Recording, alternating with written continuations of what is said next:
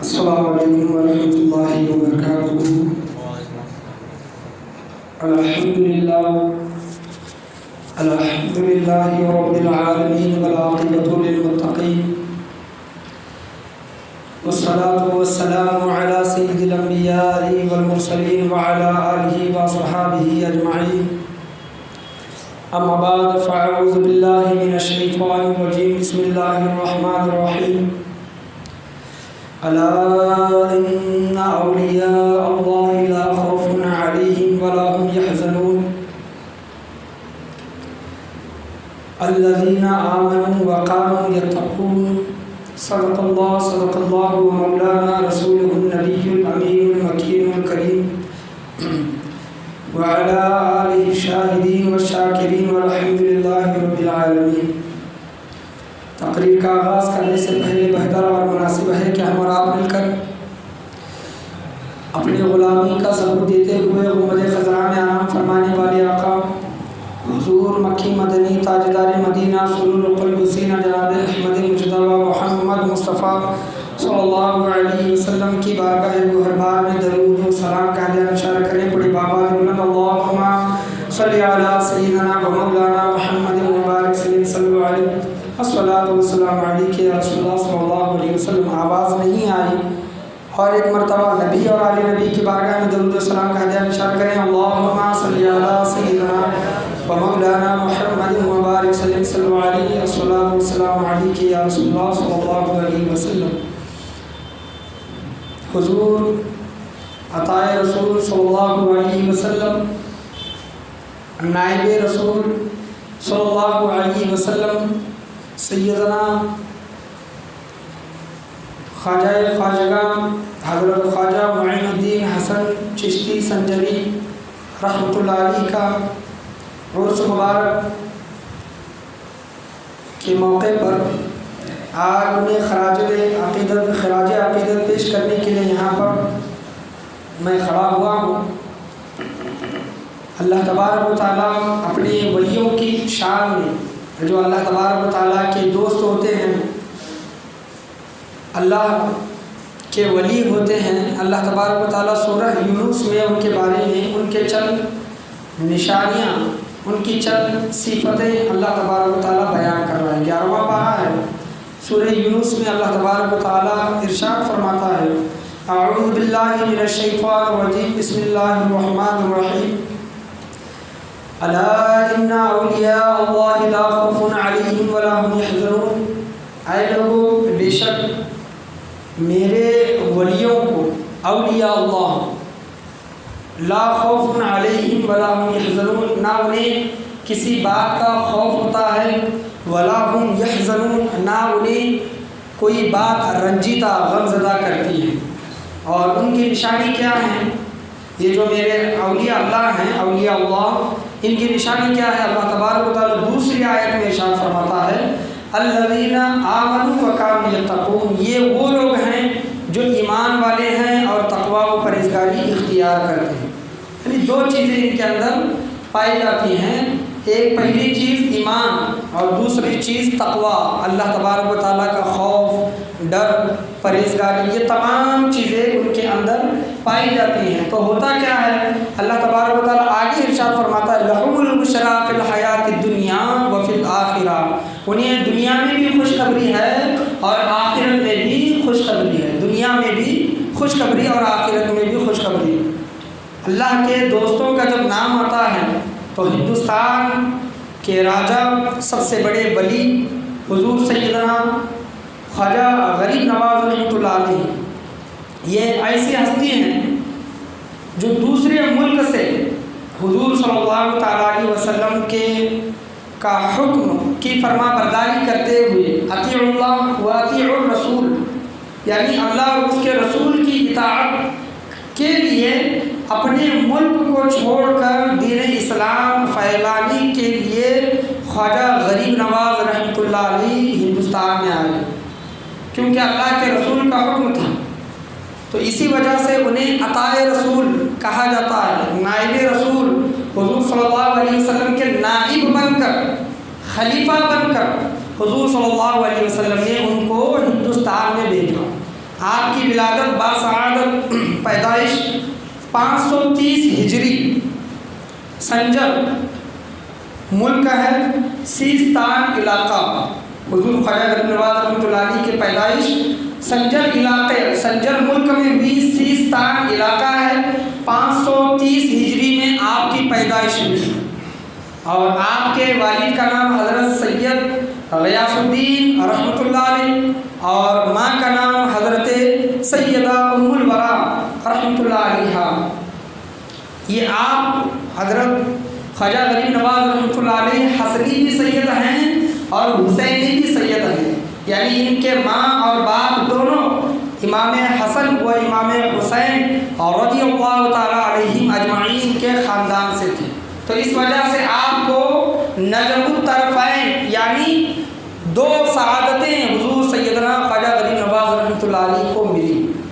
اور آپ کا مقام و مرتبہ اللہ اکبر کیا کہنے کہ آپ کو اسی طرح یہ مقام و مرتبہ نہیں ملا، بلکہ آپ نے پہلے شروعاتی جو مدرسے کی جو تعلیم ہوتی ہے 15 سال 20 سال 25 سال حضور خواجہ غریب نواز رحمۃ اللہ علیہ نے وہ تعلیم حاصل کی.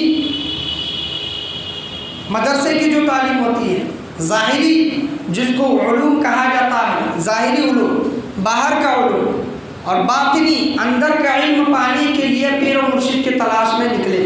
حضور سیدنا خواجہ غریب نواز رحمۃ اللہ علیہ بہت سے بزرگوں کی بارگاہ میں پہنچے، وہاں پر زانو ادب ہو کر حضور خواجہ غریب نواز نے علم حاصل کیا، بزرگوں سے فیض لیا، بہت سے بزرگوں سے. لیکن جب حضرت خواجہ غریب نواز رحمۃ اللہ علیہ حضرت خواجہ عثمان ہارونی رحمۃ اللہ علیہ کی بارگاہ میں جب پہنچے تو آپ نے ان کو جانا پہچانا اپنے پیر و مرشد کو، اور ان کی بارگاہ میں ان کی صحبت میں حضور سیدنا خواجہ غریب نواز کتابوں میں آیا ہے کہ 20 سال خواجہ غریب نواز رحمۃ اللہ علیہ نے اپنے پیر و مرشد کی خدمت کی. بعض روایتوں میں 25 سال، بعض روایتوں میں 30 سال. اگر 20 سال بھی ہم پکڑ کر چلیں گے، 20 سال لے کر بھی چلیں گے تو اپنے پیر و مرشد کی بارگاہ میں 20 سال رہنا یہ کوئی معمولی بات نہیں ہے. حضور سیدنا خواجہ عثمان ہارونی رحمۃ اللہ علیہ کو جب کبھی بھی کسی بھی چیز کی ضرورت پیش ہوتی تو حضور سیدنا خواجہ غریب نواز رحمۃ اللہ علیہ اپنے پیر و مرشد کی بارگاہ میں وہ چیز فوراً لا کر پیش کر دیا کرتے، فوراً پیش کر دیا کرتے. اور کتابوں میں یہاں تک آیا ہے کہ جب ان کے پیر و مرشد کہیں سفر پر نکل جاتے تو اپنے پیر و مرشد کے پیچھے پیچھے، اور جو انگاروں کی جو ٹوکری ہوتی ہے، انگاروں کی ٹوکری، حضور خواجہ غریب نواز رحمۃ اللہ علیہ اپنی پیر کی خدمت کے لیے وہ ٹوکری، انگاروں کی ٹوکری اپنے سر پر رکھا کرتے. جب کبھی بھی کھانے کی چیزیں پیش کرنا ہو، ٹھنڈی کے دنوں میں وضو کا پانی پیش کرنا ہو، گویا آگ سے جس طرح کا فائدہ لیا جا سکتا ہے وہ تمام چیزیں حضور سیدنا خواجہ غریب نواز رحمۃ اللہ علیہ اپنی پیر کی خدمت میں پیش کرتے. تو مقام و مرتبہ پیر کی خدمت کرنے کا انہیں مقام و مرتبہ کیا ملا؟ حضرت خواجہ عثمان ہارونی رحمۃ اللہ علیہ حضرت خواجہ معین الدین چشتی غریب نواز رحمۃ اللہ علیہ سے کہتے ہیں کہ آئے معین الدین، آئے حسن، ان کا نام حسن تھا. معین الدین یہ نام یہ حضور صلی اللہ تعالیٰ علیہ وسلم کے روضہ انور سے ملا ہے کہ آئے معین الدین دین کو زندہ کرنے والا، معین الدین دین کو زندہ کرنے والا، دین کی مدد کرنے والا. معین کے معنی مدد، دین کی مدد کرنے والا. محی الدین کے معنی دین کو زندہ کرنے والا. یہ حضور سیدنا غوث العظم دستگیر رضی اللہ تعالیٰ عنہ کا لقب ہے. حضور خواجہ غریب نواز رحمۃ اللہ علیہ کا لقب معین الدین، دین کی مدد کرنے والا. جب مکہ مکرمہ پہنچے، وہاں کے تمام ارکان پورے کر کے حضور صلی اللہ تعالیٰ علیہ وسلم کی بارگاہ میں روضہ انور کے سامنے جب حضرت خواجہ عثمان ہارون اور حضرت سیدنا خواجہ غریب نواز رحمۃ اللہ علیہ جب پہنچے تو حضرت خواجہ عثمان ہارون نے اپنے مرید کو سامنے رکھ کر حضور صلی اللہ علیہ وسلم کی بارگاہ میں عرض کیا، یا رسول اللہ صلی اللہ تعالیٰ علیہ وسلم، میں حسن کو آپ کے حوالے کرتا ہوں. کن کے؟ حضور صلی اللہ علیہ وسلم کے روضے کے سامنے کھڑے ہو کر میں حسن کو آپ کے حوالے کرتا ہوں. تو تو حضور صلی اللہ علیہ وسلم کے روزے سے آواز آئی، کیا ہے عثمان، ہم نے حسن کو یعنی معین الدین کو اپنی بارگاہ میں قبول کیا۔ سبحان اللہ، بلکہ میں نہیں، اللہ تبارک و تعالیٰ نے بھی تمہارے مرید کو قبول کیا ہے۔ حضور کی بارگاہ سے آواز آنا، جواب کا آنا، تو ان کا مقام و مرتبہ کیا ہو سکتا ہے۔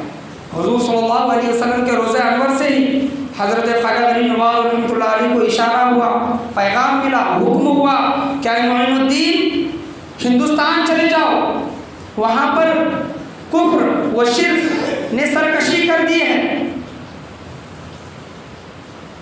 بڑے مقام پر کفر و شرک پہنچ گیا ہے، وہاں پر دین محمدی صلی اللہ تعالیٰ علیہ وسلم، اللہ تبارک و تعالیٰ کا پیغام وہاں پر پھیلاؤ۔ حضور خواجہ غریب نواز رحمۃ اللہ علیہ نے کہا کہ آقا صلی اللہ علیہ وسلم، میں نے ہندوستان کو کبھی دیکھا نہیں، وہاں پر کبھی گیا نہیں، مجھے کچھ بھی نہیں معلوم۔ تو حضور صلی اللہ علیہ وسلم نے خواجہ غریب نواز رحمۃ اللہ علیہ کو خواب میں پورا ہندوستان کا نقشہ دکھا دیا۔ سبحان اللہ، آج ہم انٹرنیٹ پر بیٹھ کر کچھ چیزیں ڈالتے ہیں تو دنیا کے کونے تک پہنچ جاتے ہیں اپنے موبائل میں، لیکن اس وقت کا زمانہ 530 ہجری، اس کے بعد کا زمانہ 550 ہجری سمجھ لیجیے، اس وقت نہ کوئی کنیکشن، نہ کوئی انٹرنیٹ، نہ کوئی فون، لیکن حضور صلی اللہ علیہ وسلم نے خواب ہی میں حضور حضرت سیدنا خواجہ غریب نواز رحمۃ اللہ علیہ کو پورے ہندوستان کا نقشہ دکھایا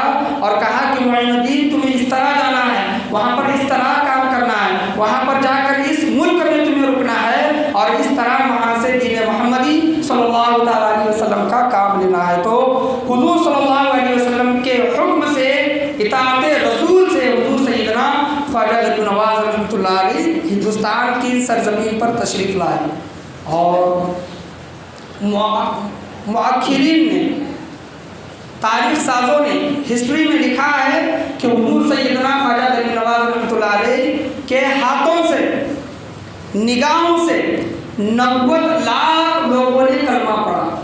کتنے؟ 90 لاکھ لوگوں نے۔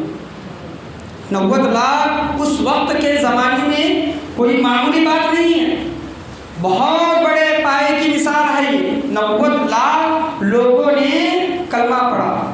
تو آج کچھ لوگ یہ کہتے ہیں کہ حضور خواجہ غریب نواز رحمۃ اللہ علیہ نے لوگوں کو مسلمان بنایا، لیکن ہمارے علماء نے ان مسلمانوں کو مسلمان بنا کر رکھا، یعنی انہوں نے دین کو پھیلایا اور ہمارے علماء نے دین کو بچایا۔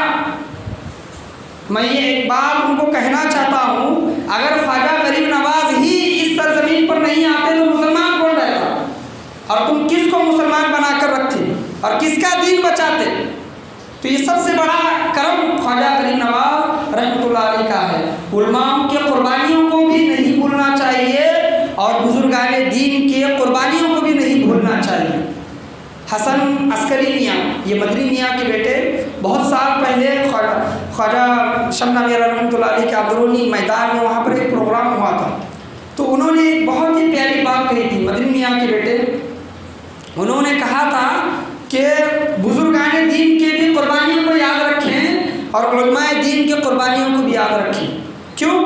کیونکہ دین بزرگان دین کے قدم سے بھی پھیلا ہے اور علماء دین کے قلم سے بھی پھیلا ہے۔ یعنی بزرگان دین کے اگر قدم نہ چلتے، یعنی اپنے ملک کو، اپنے وطن کو، اپنے گھر کو چھوڑ کر بزرگان دین دوسرے ملک میں جا کر دین محمدی صلی اللہ تعالیٰ علیہ وسلم کی تبلیغ نہیں کرتے، تب بھی اسلام نہیں پھیلتا، اور علماء کرام اپنے قلم سے کتابیں لکھ کر لوگوں کو اسلام نہیں کرتے تو تب بھی اسلام نہیں پھیلتا۔ تو بزرگوں کے قدم کو بھی یاد رکھیں اور علماء کے قلم کو بھی یاد رکھیں۔ بزرگوں کے قدم اور علماء کے قلم دونوں ایک ساتھ چلے ہیں، اس وجہ سے یہ دین محمدی صلی اللہ تعالیٰ علیہ وسلم اس طرح سے دنیا میں پھیل رہا ہے۔ پڑھیے ایک مرتبہ درود شریف، اللہم صلی علی سیدنا و مولانا محمد مبارک صلی اللہ علیہ وسلم، الصلاۃ والسلام علیک یا رسول اللہ صلی اللہ تعالیٰ علیہ وسلم۔ تو بعض تو ایسی جماعتیں ہیں، کچھ لوگ ایسے ہیں جو کیا اولیاء نظام کا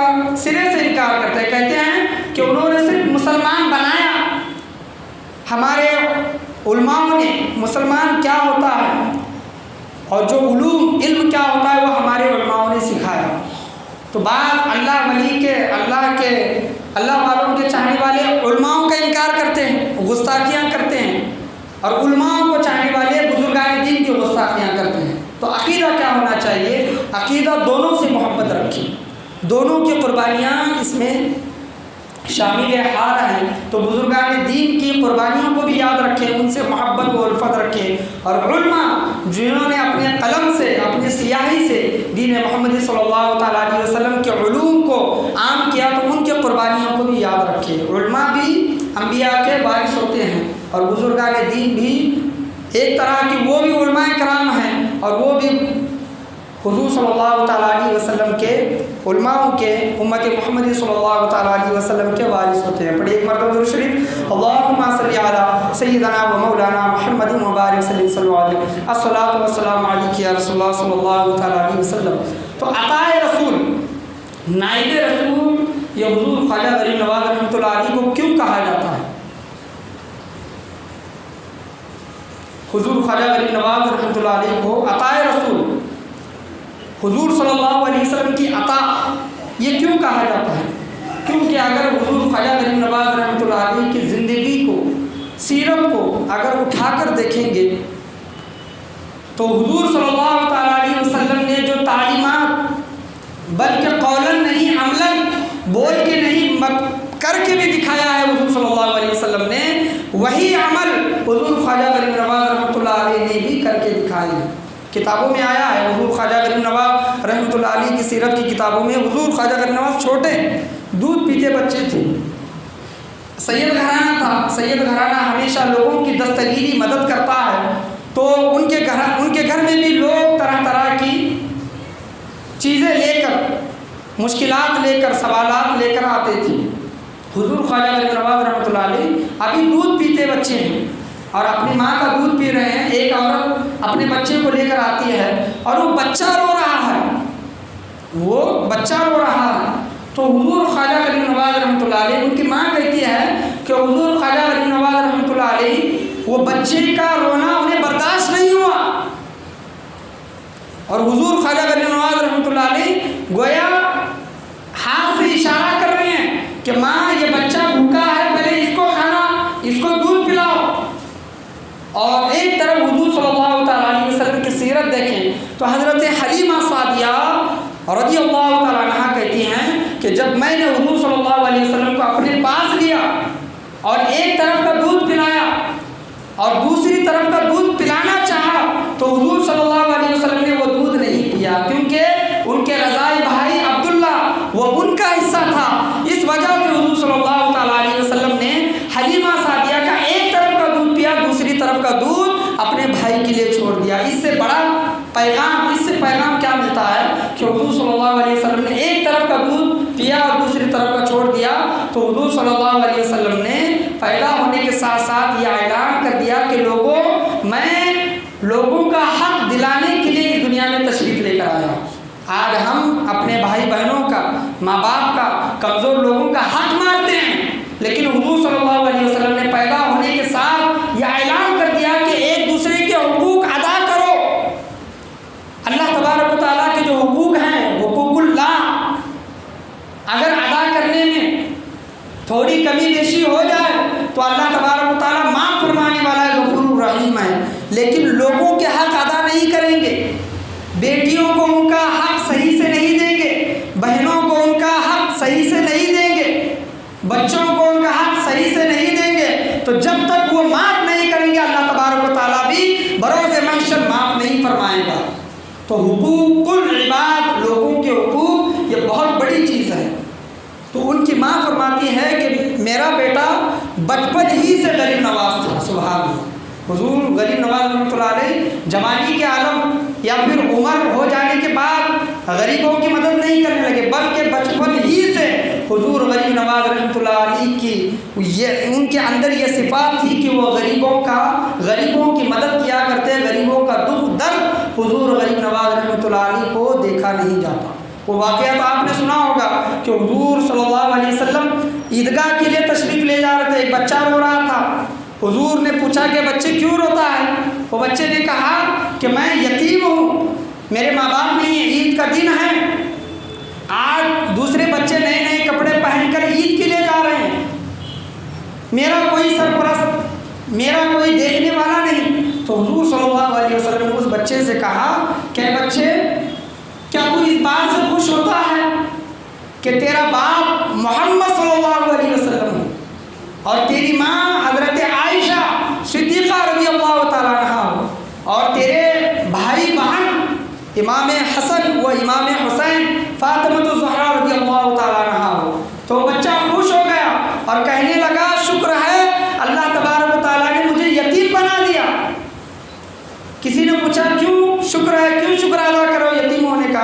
اگر میں یتیم نہیں ہوتا تو محمد صلی اللہ علیہ وسلم کے جیسا باپ نہیں ملتا، حسنین کریمین کے جیسے بھائی نہیں ملتے، میری ماں کا تو مقام اس طرح نہیں ہے جس طرح ماں عائشہ صدیقہ رضی اللہ تعالیٰ عنہا کا ہے۔ تو دوسرے بچے بھی رونے لگے۔ حضور نے پوچھا تم کیوں روتے ہو؟ تو بچے کہتے ہیں کہ کاش ہم بھی یتیم ہوتے، اللہ کاش ہم بھی یتیم ہوتے۔ عطائے رسول، یہ پوری عادتیں صفتیں حضور صلی اللہ تعالیٰ علیہ وسلم کی خواجہ غریب نواز رحمۃ اللہ علیہ کے اندر تھی، اسی لیے ان کو عطائے رسول اور نائب رسول حضور غریب نواز رحمۃ اللہ علیہ کو کہا جاتا ہے۔ یہ تو ہوا حضور کا واقعہ، حضور خواجہ غریب نواز کا واقعہ۔ آپ چھوٹے ہیں، 8-10 سالہ عمر ہے حضور خواجہ غریب نواز کی، وہ عیدگاہ کے لیے تشریف لے کر جا رہے ہیں اور راستے میں دیکھتے ہیں کہ ایک اندھا بچہ رو رہا ہے اور کپڑے میلے کچیلے ہیں، کپڑے گندے ہیں۔ خواجہ غریب نواز نے اس اندھے بچے سے، نابینا بچے سے پوچھا کیوں روتا ہے؟ تو اس نے کہا کہ میں نابینا ہوں، میری دیکھ ریکھ کرنے والا کوئی نہیں۔ تو حضور غریب نواز رحمۃ اللہ علیہ نے جو نماز عید کی نماز کے لیے جا رہے تھے، نماز کو جانا چھوڑ دیا، بلکہ اس اندھے بچے کا ہاتھ پکڑ کر اپنے گھر میں لے کر گئے۔ حضور خواجہ غریب نواز اپنے گھر لے کر جا رہے ہیں اور اپنی امی جان سے کہتے ہیں کہ امی جان میں اپنی نیا لباس نکال کر اس اندھے بچے کو دینا چاہتا ہوں، تو لہٰذا آپ اس کو نہلا دیجیے، اس کو نہلا دھلا کر صاف کر دیجیے، خوشبو لگائیے۔ تو حضور خواجہ غریب نواز نے اپنے نئے کپڑے اس اندھے بچے کو دیے اور خود دوسرے پرانے کپڑے حضور خواجہ غریب نواز نے پہنے۔ اور عمر کا حال کیا ہے؟ حضور خواجہ غریب نواز کی عمر اس وقت 8 سے 10 سال ہے۔ آج ہم میں ایسا کون کرتا ہے؟ ہم نام لیوا تو بہت ہیں، چاہنے والے تو بہت ہیں، محبت کا دم بھرنے والے بہت ہیں، خواجہ کا دامن نہیں چھوڑیں گے یہ بولنے والے تو بہت ہیں، لیکن عید کے دن، اچھی گھڑی کے دن، خوشیوں کے دن اگر بیوہ یتیم کا منہ دکھ جائے، چہرہ دکھ جائے تو ہم یہ سمجھتے ہیں کہ اب شگن ہو گیا، پنوتی لگ گئی۔ ہم یہ دل میں خیال آتا ہے کہ بیوہ کا منہ دیکھنے سے، یتیم کا منہ دیکھنے سے۔ تو حضور کا طریقہ کیا تھا؟ اطیعوا اللہ و اطیعوا الرسول۔ حضور صلی اللہ تعالیٰ علیہ وسلم کی اطاعت کون کرتا ہے؟ حضور خواجہ غریب نواز رحمۃ اللہ علیہ جیسی شخصیت، بچپن ہی کے عالم میں آپ کا یہ عادتیں تھیں کہ وہ غریب نوازی، غریبوں کو نوازا کرتے۔ حضور خواجہ غریب نواز رحمۃ اللہ علیہ۔ پڑھیے ایک مرتبہ درود شریف، اللہم صلی علی سیدنا و مولانا محمد مبارک صلی اللہ علیہ وسلم، الصلاۃ والسلام علیک یا رسول اللہ صلی اللہ تعالیٰ علیہ وسلم۔ تھا موضوع میرا دوسرا، لیکن ولادت سے جو بات چلی تو موضوع ہو گیا دوسرا۔ بہت سے باتیں مجھے بتانی تھی وہ رہ گئی ہے، لیکن آخر میں آپ کو حضور سیدنا خواجہ غریب نواز رحمۃ اللہ علیہ کے ارشادات، اقوال آپ کے سامنے پیش کرنا چاہوں گا۔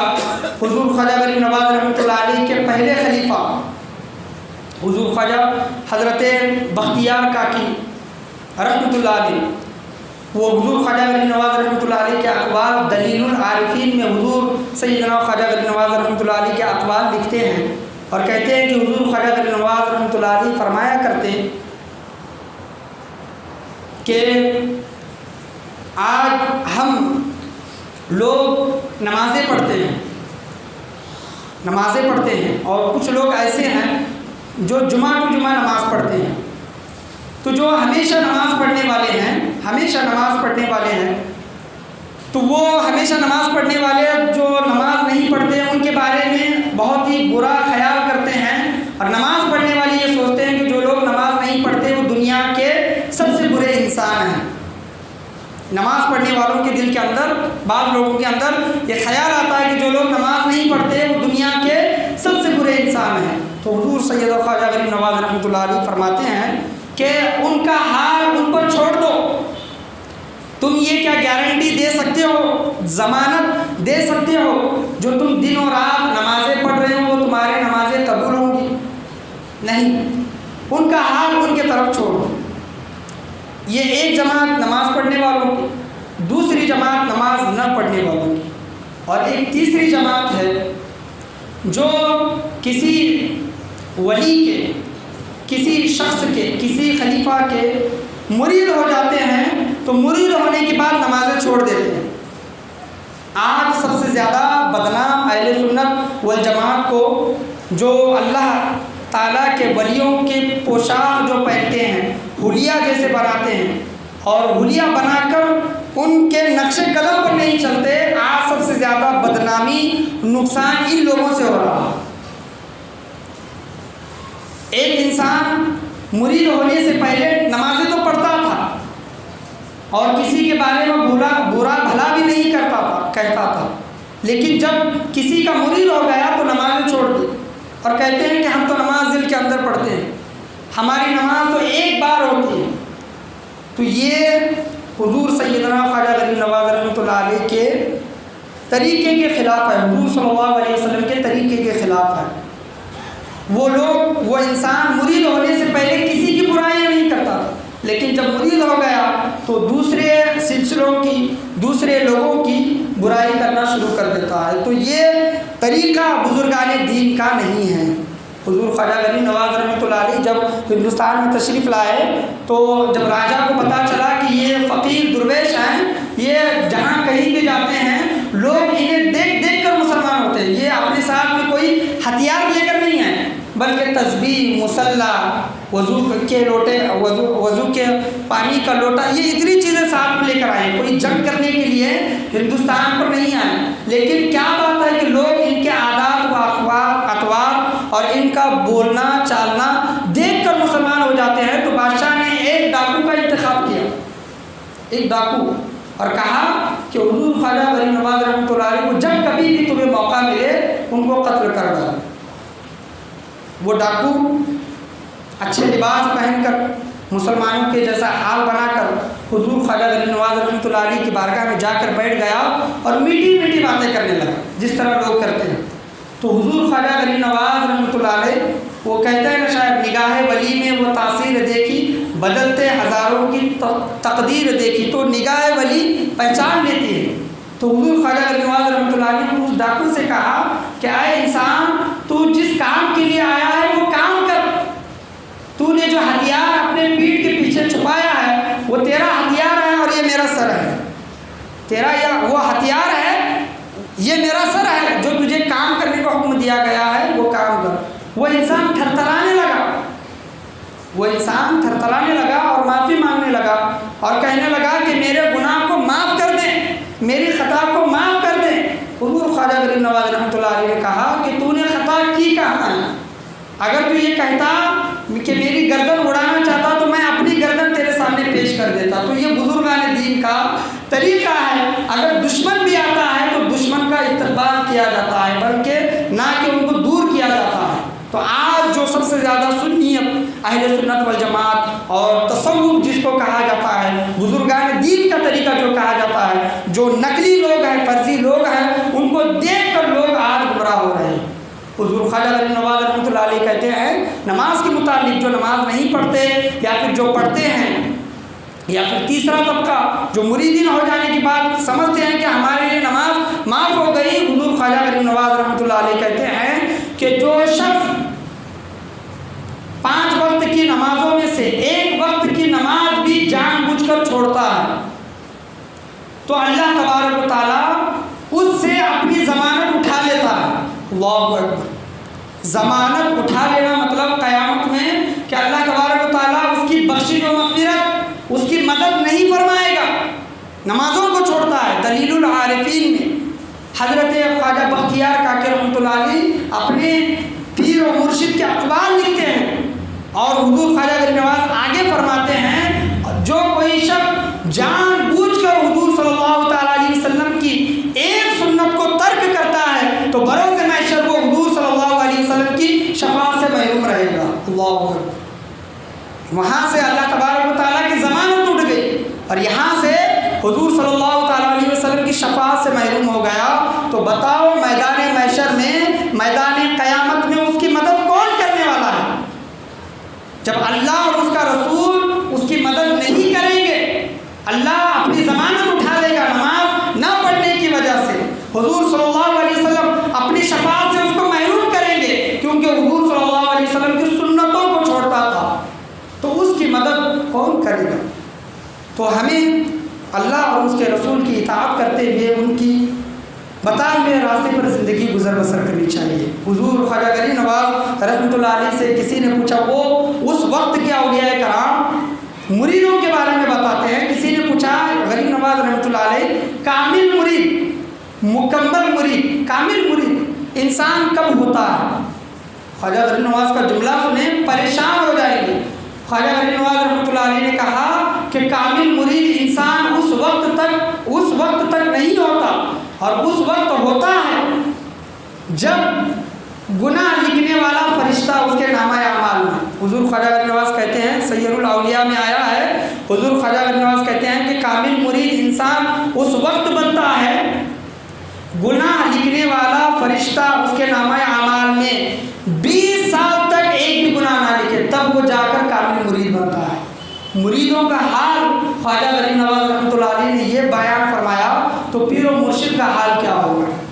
20 سال تک نامہ اعمال میں ایک گناہ نہ لکھے تب وہ جا کر کامل مرید بنتا ہے۔ جب مرید بنتا ہے تو حضور خواجہ غریب نواز رحمۃ اللہ علیہ نے یہ چیز بیان فرمائی، تو مرید کی یہ اتنی شرطیں ہیں، اتنا سخت راستہ ہے، اتنے سخت الفاظ جو حضور خواجہ غریب نواز رحمۃ اللہ علیہ نے بیان فرمائے، تو پیر و مرشد جو خلیفہ بنتے ہیں تو ان کے لیے کیا ہونا چاہیے؟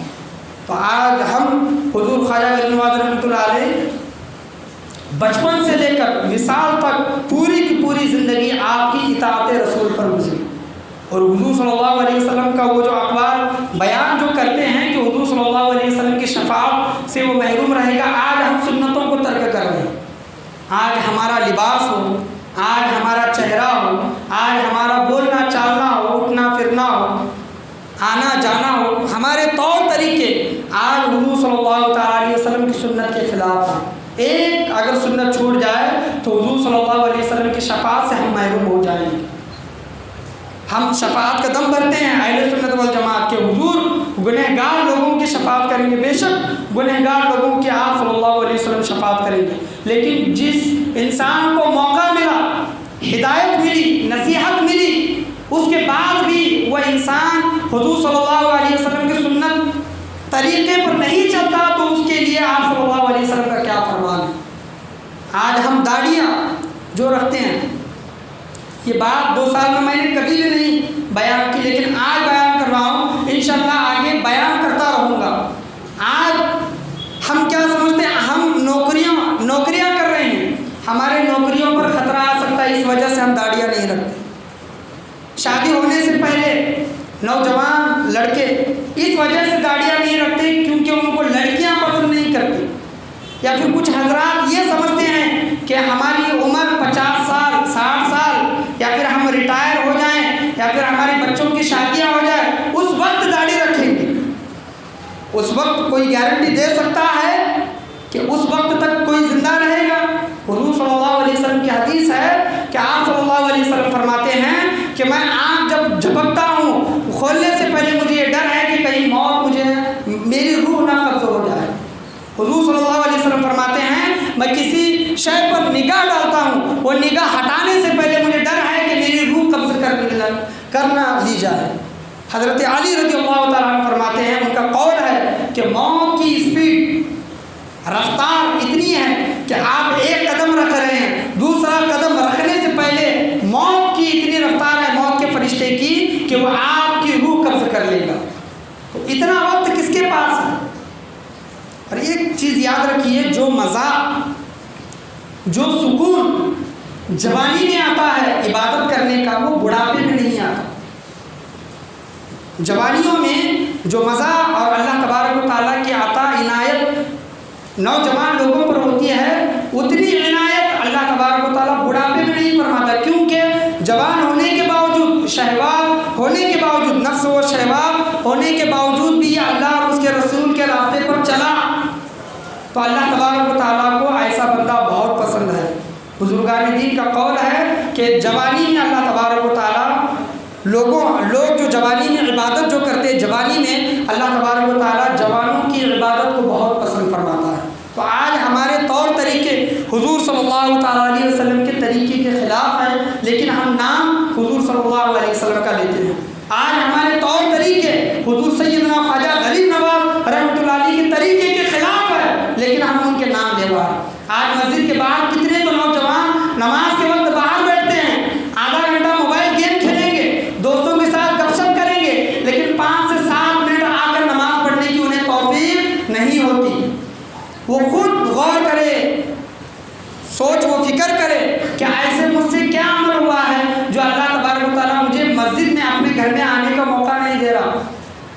لوگ دور دور سے آ کر نماز پڑھتے ہیں، لیکن میں مسجد کے بازو میں ہی میرا گھر ہے، میں مسجد کے بازو ہی میں رہتا ہوں، لیکن مجھے گھر میں آنے کی توفیق نہیں ہے۔ یاد رکھیے، جس کو اللہ تبارک و تعالیٰ بلاتا ہے گھر میں، وہی خوش نصیب انسان اللہ کے گھر میں آ کر عبادتیں کرتا ہے۔ تو داڑھی جو چیز ہے یہ حضور صلی اللہ علیہ وسلم کی سنت ہے، ان چیزوں پر عمل کرے۔ بوڑھے ہونے کے بعد کوئی بھی مسجد پکڑ لے گا، عمر 50 سال آپ کی 60 سال 70 سال ہو جائے تو اس وقت کوئی بھی مسجد پکڑ لے گا، آ کر بیٹھ جائے گا، دن بھر مسجد میں بیٹھے گا، لیکن اس وقت کا 5 منٹ بیٹھنا، 10 منٹ بیٹھنا جوانی کی حالت میں، جوانی کے عالم میں اللہ تبارک و تعالیٰ کو وہ سب سے زیادہ پسند ہے۔ آپ بوڑھے ہونے کے بعد بھلے داڑھی نہ رکھیں، لیکن 30 سال 40 سال 25 سال جو آپ نے حضور صلی اللہ علیہ وسلم کی سنت کو کوڑا ہے، اس کا گناہ کیا ہوگا؟ تو یہ خیال آپ کرنا۔ تبلیغی جماعت میں جب کوئی لوگ جاتے ہیں تو سب سے پہلے یہی چیزوں کا انہیں سیکھ دلائی جاتی ہے۔ اگر تبلیغی جماعت میں انسان جانے سے پہلے پینٹ شرٹ پہنتا ہے تو وہ پٹھانی پہننے لگے گا، داڑھی نہیں رکھا تو داڑھی رکھنے لگے گا، اور 40 دن جب وہ جا کر آتا ہے تو وہ بولنے کے قابل نہیں ہوتا، لیکن 40 دن کے بعد جب وہ آتا ہے تو دوسرے لوگوں کو بولنا شروع کرتا ہے۔ تو یہ کیا طور طریقہ ہے؟ اور ہم آج علم سے اور بزرگان دین کے اقوال سے کتنے دور ہیں، فرمان سے کتنے دور ہیں۔ حضور خواجہ غریب نواز رحمۃ اللہ علیہ نے بھی تبلیغ کی ہے، اسی لیے تو اسلام پھیلا ہے۔ تو ہمیں کم سے کم دوسروں کو نہیں بلکہ اپنے آپ کو تو سدھارے، دوسروں کو بعد میں سدھاریں گے، لیکن کم سے کم پہلے اپنا تو جائزہ لیں کہ ہم کس مقام پر ہیں، کس حال پر ہیں، ہم کیا کر رہے ہیں، ہمارا طور طریقہ اٹھنا بیٹھنا بولنا چالنا کس طریقے پر ہے۔ صرف بول دینے سے کافی نہیں ہے، بولنے سے کافی نہیں ہے، بلکہ بولنا بھی چاہیے۔ جس طرح حضور خواجہ غریب نواز رحمۃ اللہ علیہ نے بولا نہیں بلکہ اپنا نیا لباس نکال کر پہنایا، یہ کر کے دکھایا۔ اطیعوا اللہ واطیعوا الرسول اس کو کہتے ہیں۔ قل ان کنتم تحبون اللہ فاتبعونی، حضور صلی اللہ تعالیٰ علیہ وسلم کی اتباع کرنا، یا حضور خواجہ غریب نواز رحمۃ اللہ علیہ کے زندگی سے سیکھے، ان کی سیرت سے سیکھے۔ اللہ تبارک و تعالیٰ سے دعا ہے کہ اللہ تبارک و تعالیٰ ہمیں حضور خواجہ غریب نواز رحمۃ اللہ علیہ کے فرمان پر عمل پیرا ہونے کی توفیق و رفیق عطا فرمائے۔ ان کی زندگی کا کیا مقصد تھا، ان تمام چیزوں کو مد نظر رکھتے ہوئے اللہ تبارک و تعالیٰ سے دعا ہے کہ اللہ تبارک و تعالیٰ ہمیں اور ہماری آنے والی نسلوں کو حضور سیدنا خواجہ غریب نواز رحمۃ اللہ علیہ کی سچی عشق و محبت نصیب عطا فرمائے۔ ان کے نقش قدم پر چلنے کی ہمیں اللہ تبارک و تعالیٰ توفیق و رفیق عطا فرمائے، اور اپنی زندگیوں کو ڈھالنے کی سدھارنے کی اللہ تبارک و تعالیٰ ہمیں وہ کوشش کرنے کی توفیق و رفیق عطا فرمائے۔ ایک اعلان ہے، مرکزی تنظیم اہل سنت والجماعت کا پروگرام کل جشن غریب نواز رحمۃ اللہ علیہ 12 امام میں 8:30 بجے بعد نماز عشاء 8:30 بجے یہ پروگرام رکھا گیا ہے، جس میں کرچی شریف سے مقرر صاحب تقریر کرنے کے لیے آ رہے ہیں۔ کل 8:30 بجے، کل کا سنیچر کا دن ہے، 16 تاریخ ہے، تو پروگرام ہونے کے بعد واز تقریر ہونے کے بعد وہاں پر تعام کا بھی انتظام کیا گیا ہے۔ تو کل 12 امام میں جشن خواجہ غریب نواز رحمۃ اللہ علیہ منایا جا رہا ہے، تو وہاں پر پہنچنے کی کوشش کریں۔ آنے والی 17 تاریخ کو 17/3/2019 کو سانگلی بیس ابھینو اسکول جو ہے وہاں پر نصیب پلازا میں عورتوں کا اجتماع رکھا گیا ہے۔ یہ 4تھا اجتماع چل رہا ہے آؤ علم دین سیکھے اور سکھائے گروپ کی جانب سے، اور اس میں ہمارے شاہی علی رضا عربی مدرسے کی لڑکیاں یہ تمام پروگرام سنبھالتی ہیں، مطلب نظامت کرنا ہو، قرات کرنا ہو، نعت پڑھنی ہو، یا پھر صلاۃ و سلام پڑھنا ہو، جو کوئی بھی معاملات ہیں، تقریر صرف عالمہ صاحبہ تقریر کرنے کے لیے آتی ہیں، باقی کے تمام چیزیں ہمارے شاہی علی رضا عربی مدرسے کے لڑکیاں وہ سنبھالتے ہیں، ان کو سکھانے کے لیے یا ایسے پروگرامات لیے جا رہے ہیں۔ تو یہ چوتھا پروگرام ہے۔ نصیب پلازا جو بلڈنگ ہے سانگلی ویس ابھینو اسکول کے پاس، اتوار کو یہ پروگرام 2:30 بجے سے لے کر 4:30 بجے تک رکھا گیا ہے۔ تو انشاءاللہ میرج میں الگ الگ مقامات پر یہ مہینے میں ایک بار پروگرام ہوتے رہیں گے، تو اس میں اپنے گھر کی عورتوں کو لانے کی ضرور کوشش کریں۔ اللہ تبارک و تعالیٰ سے دعا ہے کہ اللہ تبارک و تعالیٰ ہمیں بولنے اور سننے سے زیادہ عمل پیرا ہونے کی توفیق و رفیق عطا فرمائے۔ لا الہ الا اللہ محمد رسول اللہ صلی اللہ علیہ وسلم، وآخر دعوانا ان الحمدللہ رب العالمین۔ جن لوگوں نے سنتیں نہیں پڑھی وہ لوگ سنتیں پڑھ لیں، جو لوگ سنتیں پڑھ چکے ہیں خطبے کے لیے دوزانہ ہو کر بیٹھ جائیں۔